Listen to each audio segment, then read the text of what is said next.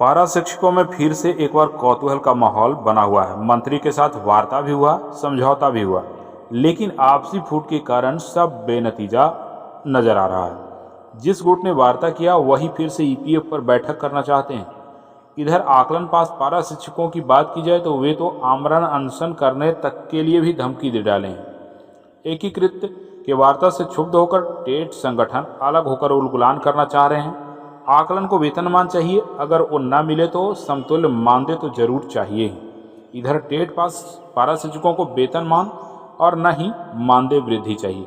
उन्हें तो चाहिए बस 10 वर्ष की शिथिलता, जो सहायक आचार्य बनने के बाद 10 वर्षों के बाद वे सहायक शिक्षक कहलाएंगे।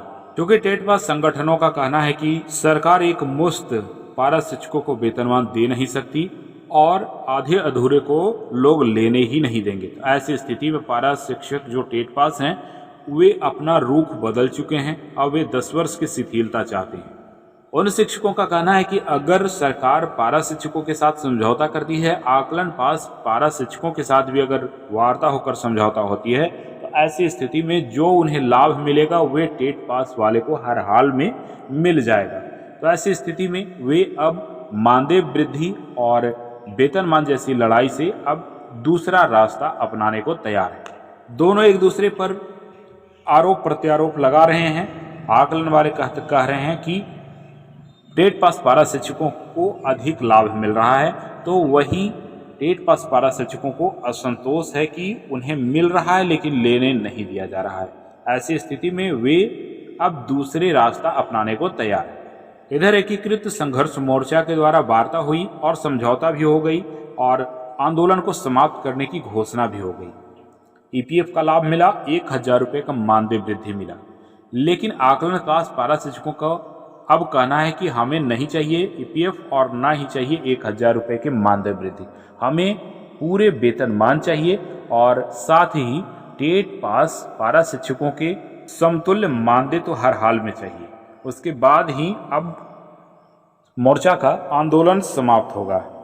इधर लगभग 10 से 15 हज़ार ऐसे शिक्षक हैं जो अभी तक आकलन की परीक्षा नहीं दे पाए हैं। ऐसी स्थिति में उन पारा शिक्षक भी बेबस और लाचार नजर आ रहे हैं कि उनकी बातों को कब सरकार सुनेगी और उनके बातों को कौन उठाकर पुनः आकलन की परीक्षा लेने के लिए सरकार को बाध्य करेगी।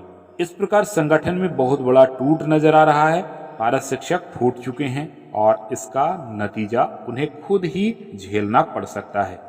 वार्ता के क्रम में संजय दुबे जी ने स्पष्ट कर दिया कि टेट पास पारा शिक्षकों की मांग बिल्कुल नहीं रखे गए।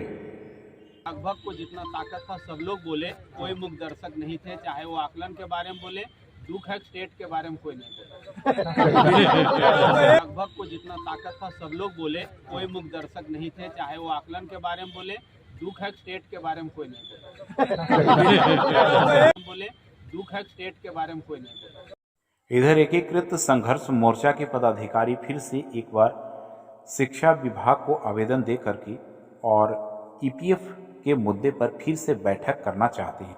उन्होंने राज्य परियोजना निदेशक को पत्र लिख करके कहा है कि ईपीएफ के मुद्दे को विस्तृत बैठक की आवश्यकता है और इसके अनुरूप विस्तृत बैठक में आर्थिक स्थिति की जानकारी पारा शिक्षक के प्रतिनिधियों को दी जाए ताकि ईपीएफ से मिलने वाले लाभ को पारदर्शी बनाया जा सके।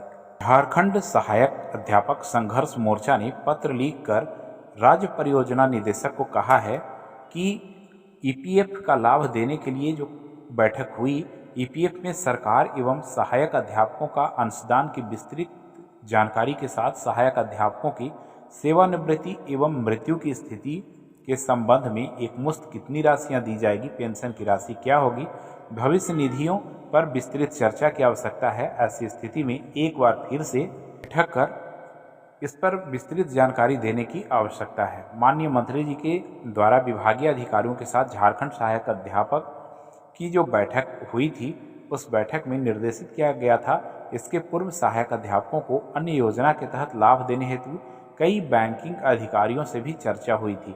इसकी विस्तृत जानकारी के लिए सहायक अध्यापक एक बार फिर से चाहते हैं कि इस विषय पर विस्तृत बैठक हो और इसका समाधान हो सके।